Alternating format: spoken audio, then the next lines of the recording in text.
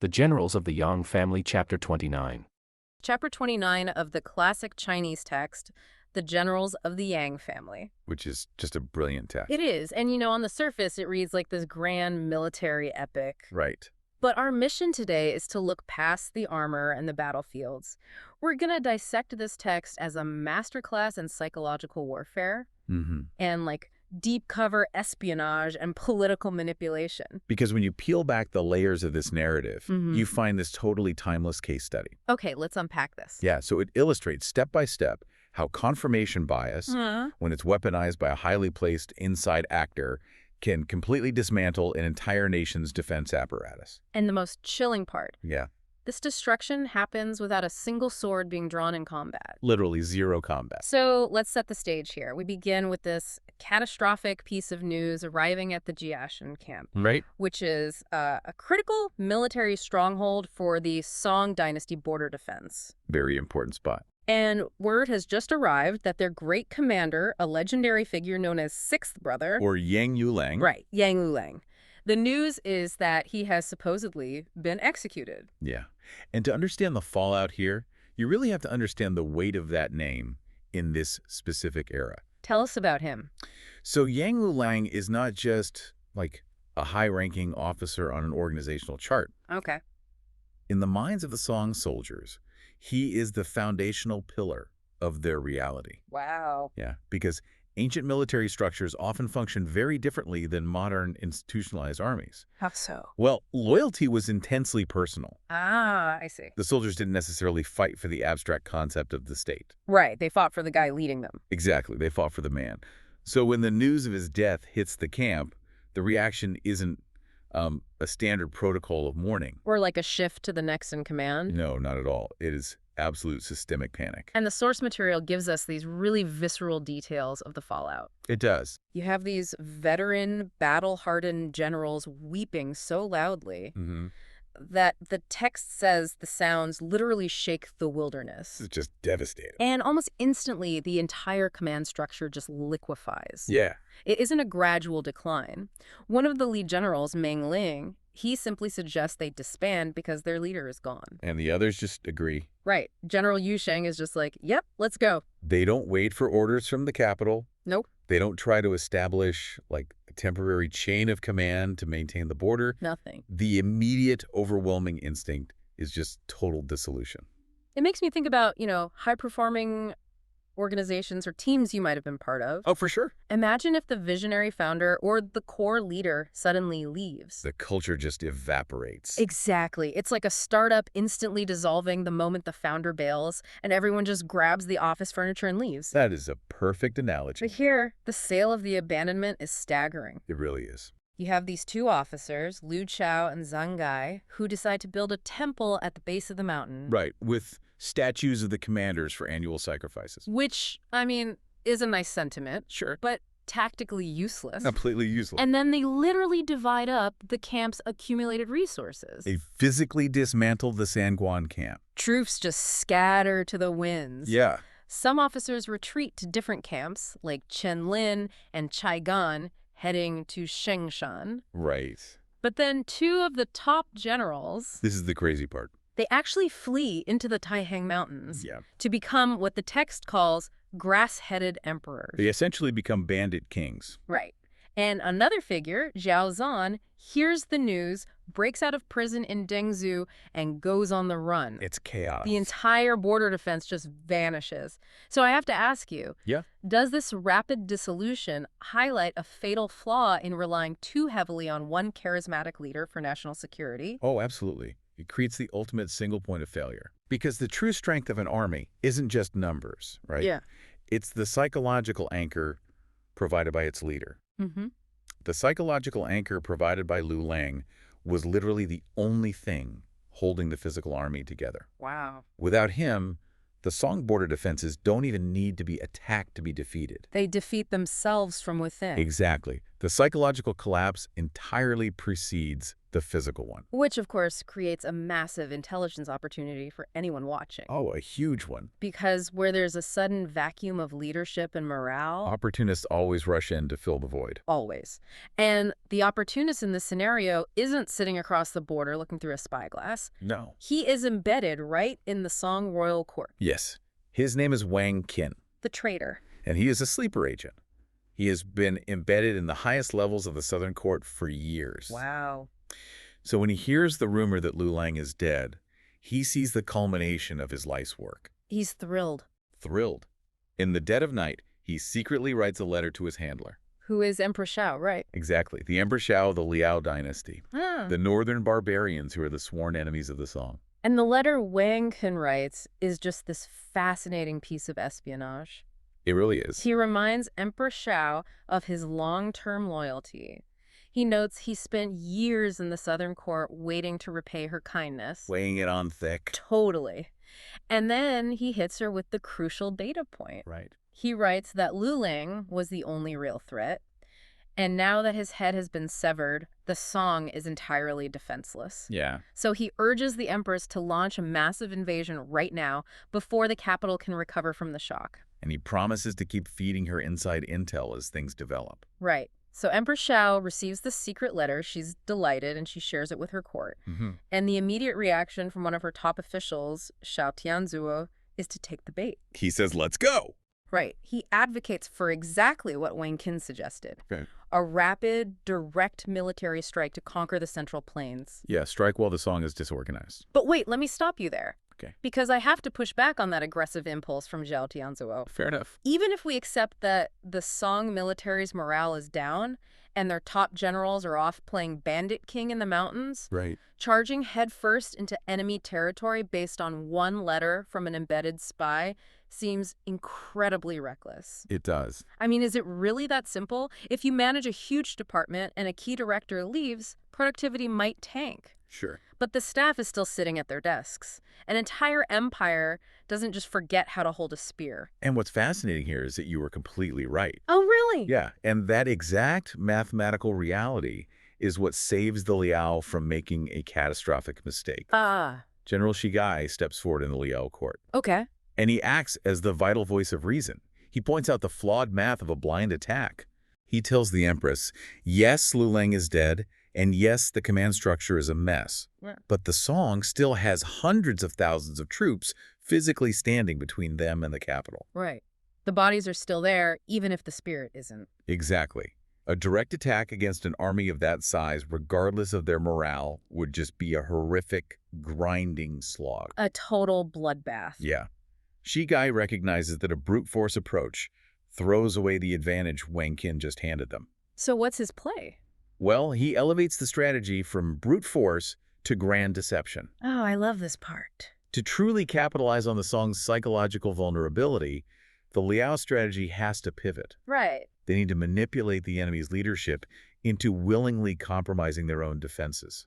Which leads to Shigai introducing what has to be the ultimate honey trap strategy. It's brilliant. Because a direct military strike is deemed too risky, they shift entirely to psychological manipulation. Yeah.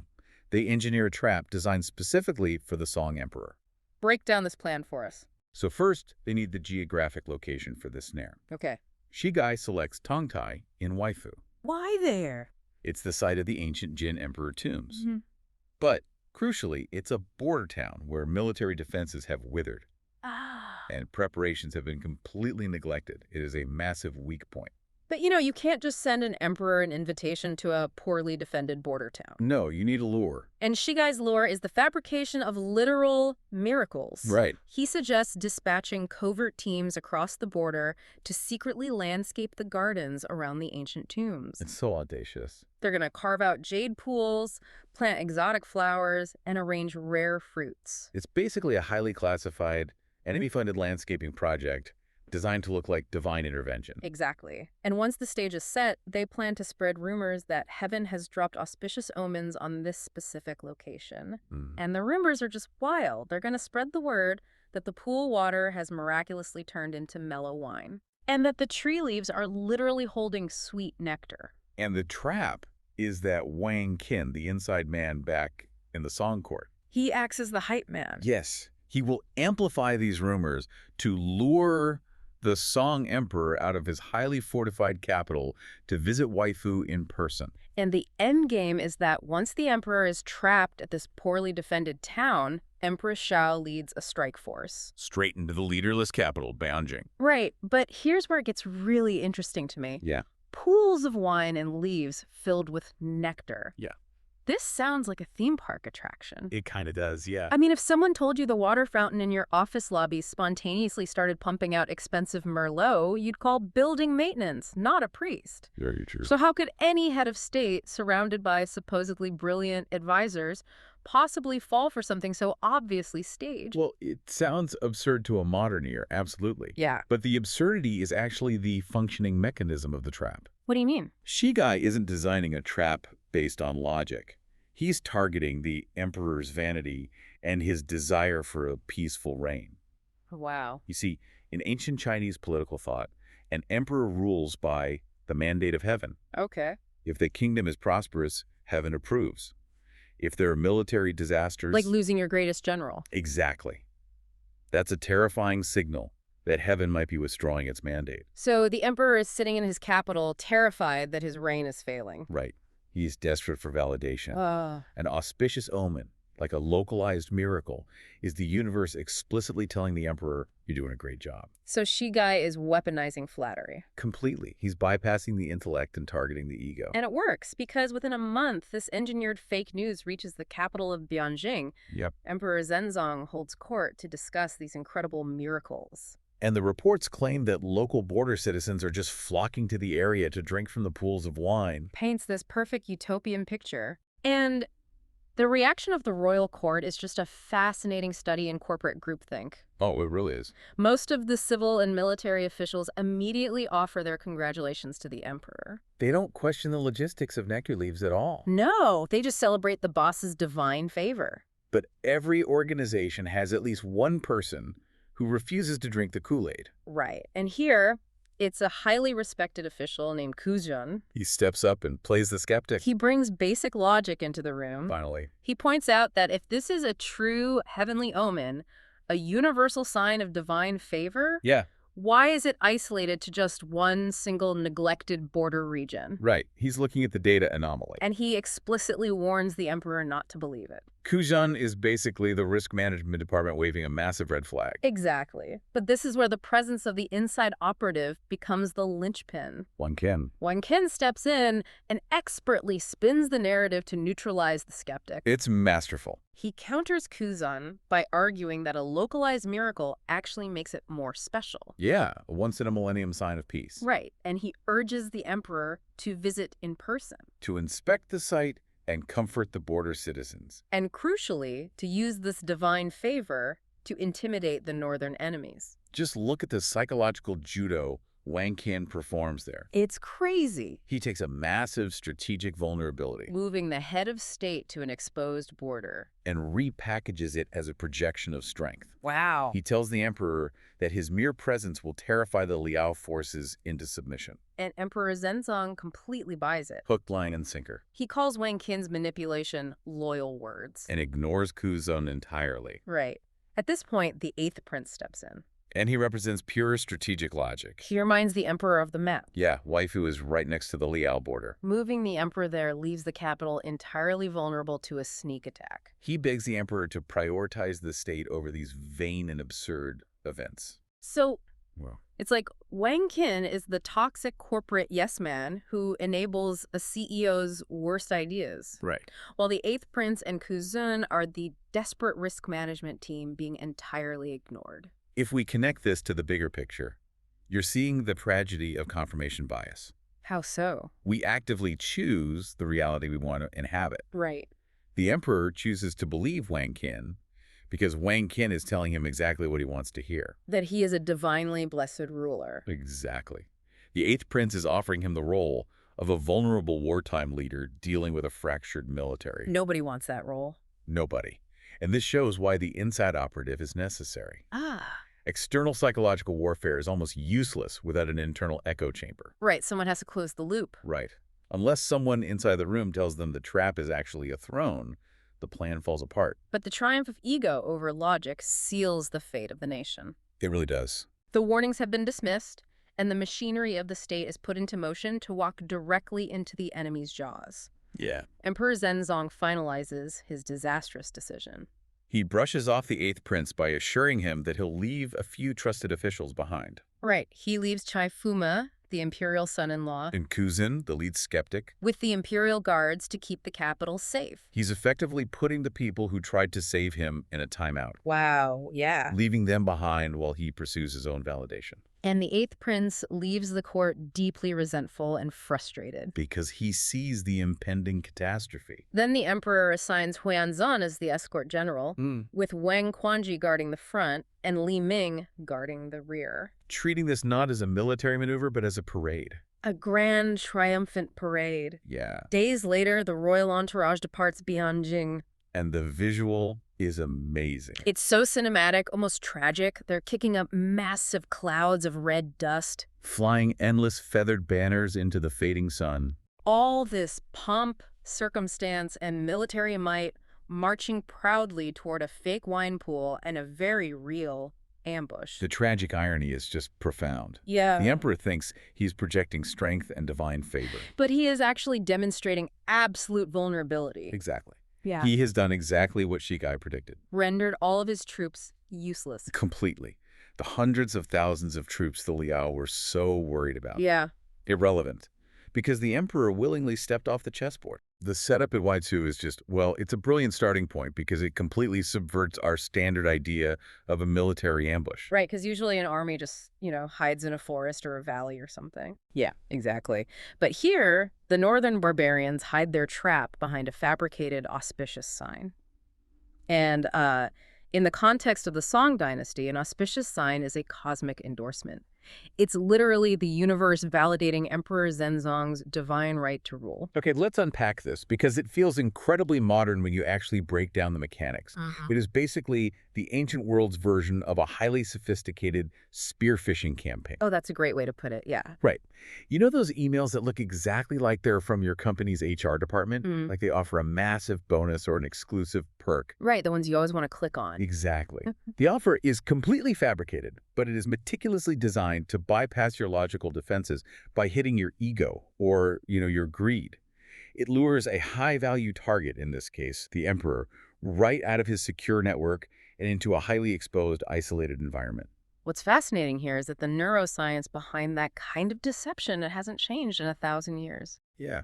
When a reward aligns perfectly with a deep-seated desire, like, say, an emperor craving divine validation, the brain's reward center just floods with dopamine. Wow.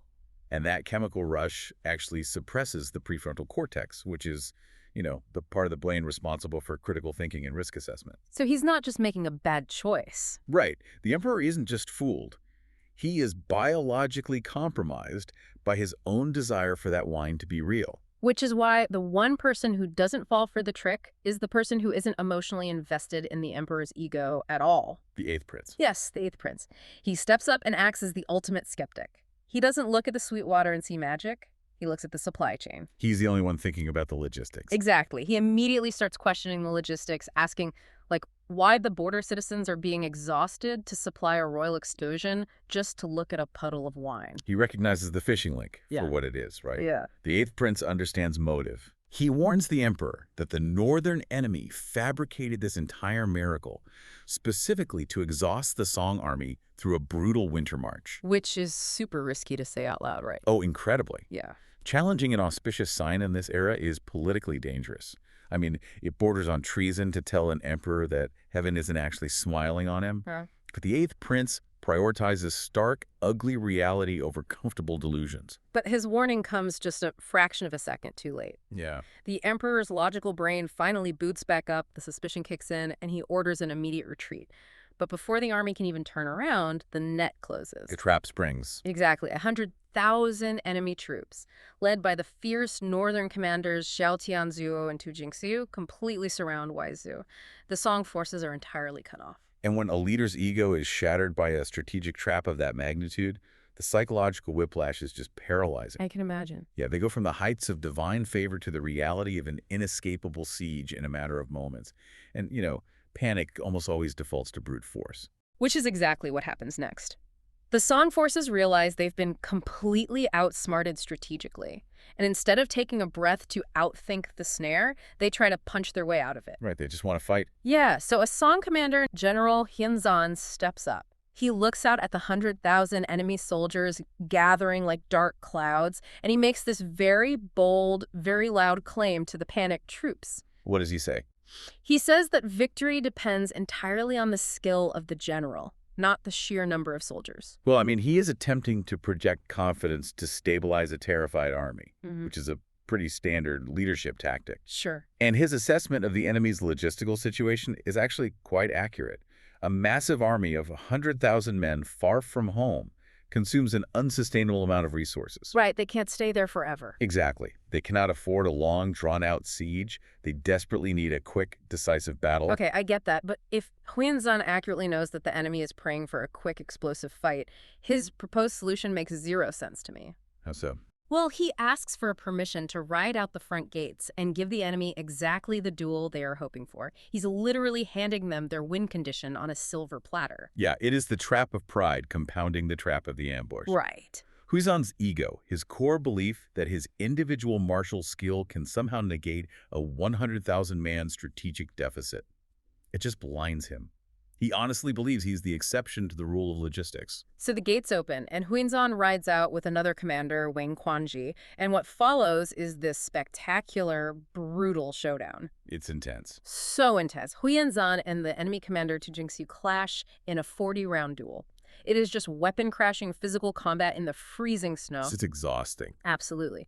And after 40 rounds, Tu Jingxi starts to slow down. He begins to show signs of exhaustion, turns his horse, and retreats. And Huenzan just takes the bait. He gives chase, thinking he has broken the enemy commander. We need to look at the mechanical breakdown of a feigned retreat here, because it exploits human biology just as effectively as the sweet wine did to the emperor. Early. Yeah. After fighting for 40 rounds, Huenzan is physically exhausted and running on pure adrenaline.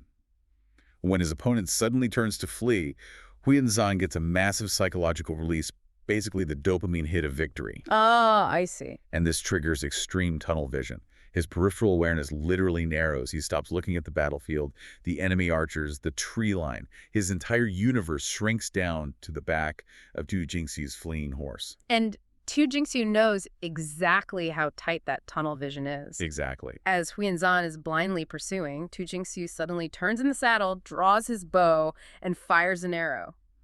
But he doesn't aim for Huenzan. He shoots Huenzan's horse. It's a highly calculated, disabling shot that instantly removes the Song general's mobility and leverage. The horse collapses, Huenzan is violently thrown to the freezing ground, and before the snow can even settle, the enemy forces swarm him. It's over in seconds. He is captured alive, dragged away, and thrown into a wooden prison cart destined for the northern stronghold of Yuzu. Yeah, and Wang Quanji tries to rush in and save him, but it's totally useless. The northern commander, Xiao Tianzuo, launches a massive flanking attack, while the Song forces are disorganized, inflicting huge casualties. The Song army is forced to scramble back behind the city walls in total humiliating defeat. If we connect this to the bigger picture, a terrifying pattern emerges. What's that? The enemy is running a fractal strategy. At the macro level, they lured the emperor with the false victory of the auspicious wine, waited for him to overextend his royal procession, and then sprang the trap. Right. At the micro level, Tu Jingxiu lured Huenzan with the false victory of a retreating general, waited for him to overextend his pursuit, and sprang the exact same trap. The Song leadership is being dismantled by the exact same psychological mechanism at every single tier of engagement. Wow, so lured the target with what they desperately want, let their ego create tunnel vision, and then just pull the rug out. Yeah. And with their top general sitting in a wooden cage and the physical battle utterly lost, the atmosphere inside Waisu just turns to absolute despair. Brute force has definitively failed. They cannot outfight this enemy. So if they want to survive, they have to completely change the game. Which forces the 8th prince to take control and propose one of the most audacious psychological bluffs in military history. Yes. He realizes the northern barbarians aren't afraid of the Song army's swords. But he references a historical tactic known as the baiting strategy to suggest there is an alternative weapon. Here's where it gets really interesting, but before we get to the bluff, let's clarify that historical reference. What exactly is the baiting strategy?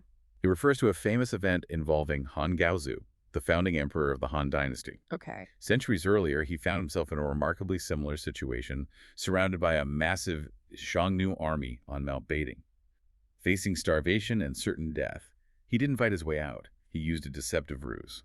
Well, historical accounts vary, but a prominent version involves creating life-size mechanical wooden figures or silhouettes of heavily armed guards, making the enemy believe the defenses were impenetrable and far more formidable than reality. Wow, like a giant fake-out. Exactly. It broke the psychological grip of the siege, allowing the emperor to negotiate and escape. The Eighth Prince is essentially saying, we don't need real soldiers to scare them. We just need the illusion of invincibility. And the illusion they choose to project is the one thing the Northern army actually fears, the Yang family. Specifically, the legendary Yang's sixth brother, Yang Lulang. Right. The only problem is that everyone, including the Song army, believes Yang Lulang is dead. But the Eighth Prince understands a fundamental truth about warfare. Fear doesn't require physical reality. It only requires belief. Yeah. A ghost can hold a wall just as well as a man, provided the enemy believes the ghost is holding a sword. So they stage this incredibly elaborate theatrical production. The Song forces select their bravest, most imposing soldiers. They meticulously costume one to look exactly like the supposedly dead Yang Lulang. The attention to detail is wild. Oh, it is. They dress up 18 others to look like his famous, terrifying commanders' names that carry massive weight, like Yu Sheng, Meng Liang, and Zhao Zan. They haul the massive, iconic Yang family rescue flags to the top of the Bua's hitty walls. Setting the stage perfectly. And they just wait for the sun to rise, the fog to clear, and then they unleash the production. The drums beat, the cannons roar, and this costumed ghost army begins to march aggressively along the ramparts. And the reaction from the enemy is instantaneous, catastrophic panic. Wait. I struggle to buy that. You do? Yeah. 100,000 battle-hardened troops led by guys like Tu Dingxi, who just literally dismantled Huyanzan. They just dropped their weapons because they saw a few familiar flags and some costumes on a wall. I mean, that feels a bit too theatrical to be real. I get that. It sounds absurd to a modern mind that is used to instantly verifying information. But you have to look for the psychological conditioning and the environment of ancient warfare. Okay, fair. Communication across a 100,000-man encampment is incredibly poor.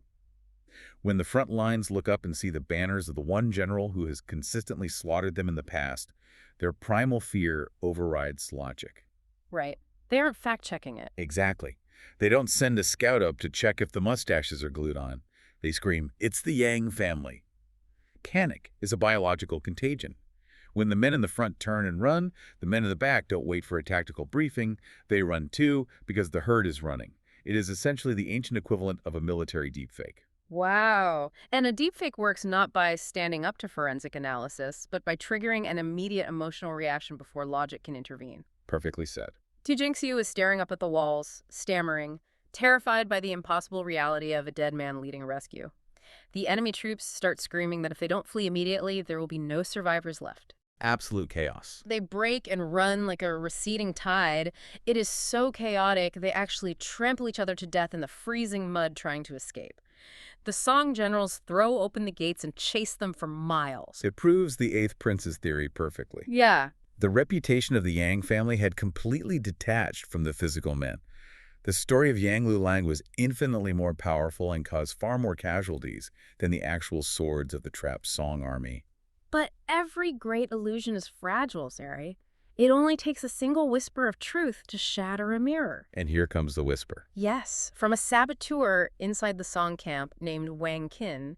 Wang Qin is furious watching the enemy flee. He actively mocks the northern troops, calling them cowardly infants for being so easily spooked by a name. He just can't stand it. No. So he commits high treason. He secretly smuggles a messenger out to the retreating enemy commander, Xiao Tianzhuo, tipping him off that the whole thing was a stage play.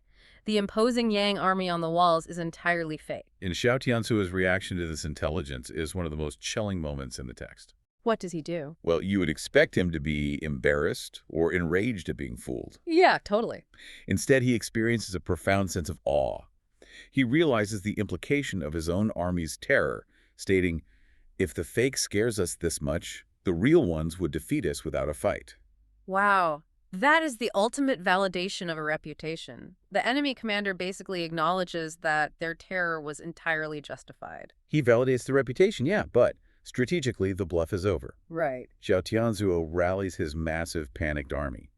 Instead of fleeing back north, they turn around, march right back to the gates of Oizu, and besiege the city even tighter than before. They lock down every exit, every supply line, for over 20 agonizing days. The deepfake bought the Song army a few days of breathing room, but ultimately it provoked a far more suffocating reality. The illusion has evaporated. Exactly. The psychological weapon is empty. The Song leadership is forced to confront the grim fact that a story can start a panic when it cannot permanently break a siege. They need the actual physical men. And this triggers a massive psychological shift inside the walls. Oh, yeah. They transition from relying on clever illusions to the devastating reality of having to sacrifice human lives for a microscopic sliver of hope. The desperation just becomes suffocating. The Emperor climbs the watchtower, looks out over this watertight blockade of 100,000 men, and his spirit finally breaks. He's had enough. Yeah. The man who started this journey looking for sweet wine and divine validation is now reduced to absolute despair. He decides he's going to lead a suicide charge. He wants to ride out with his remaining generals and just fight to the death to end the anticipation. But the 8th Prince intervenes again. Thank goodness. He physically stops the Emperor from throwing his life away. He tells him that without the real Yang Lulang, any charge is doomed. He uses this incredibly vivid elemental imagery, stating that only Lulang has the power to melt this massive enemy force like boiling water poured on snow. What stands out to you in this moment, for me, it's just think about the crushing weight of that realization. It's heavy. We've all had moments where our usual tools, our money, our intellect, our connections completely fail us. The Emperor's standing on that freezing wall, realizing that all his imperial power, his divine right, and his royal decrees are absolutely useless. His survival, and the survival of his empire, hinges entirely on a man that he and everyone else thought was dead.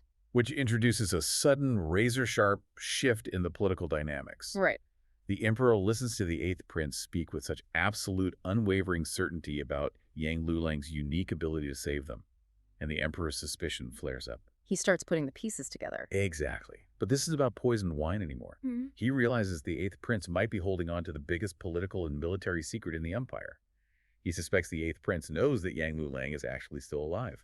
The unspoken tension there is just incredible. The Emperor doesn't demand the truth directly because, to do so and be wrong would be humiliating, and to be right would mean admitting his own minister deceived him. It's a tricky political dance. Yeah. Instead, he orchestrates a massive legal maneuver. He agrees to issue a universal amnesty, a sweeping pardon decree, under the guise of searching the entire empire for Lulang. But, watching the 8th Prince's subtle reactions, the Emperor specifically targets the search toward the region of Ruzu. It is a breathtakingly desperate play. Yeah. They are starving, freezing, and completely encircled. Yeah. And their entire grand strategy now relies on somehow smuggling a piece of paper through 100,000 hostile swords to a man who might not even exist. And the execution of this plan is the bloody, brutal climax of our text.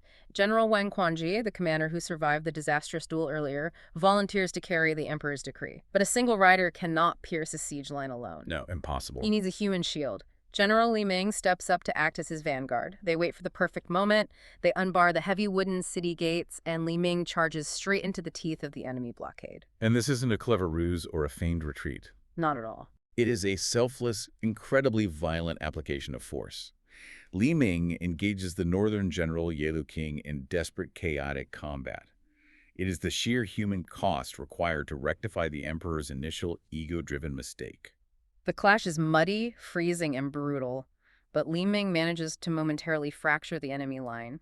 He creates just enough space, just a tiny gap in the wall of shields, for Wang Quanji to spur his horse through. He makes it out. He bursts out of the encirclement and gallops desperately toward Rusu with the decree. Meanwhile, Li Ming, completely exhausted and outnumbered, fights a brutal rearguard action. He retreats back behind the crumbling walls of Lisu and slams the gates shut. Leaving them all trapped again. Yes, leaving the Emperor, the 8th Prince, and the starving Song forces trapped inside, waiting to see if a ghost will actually answer their call.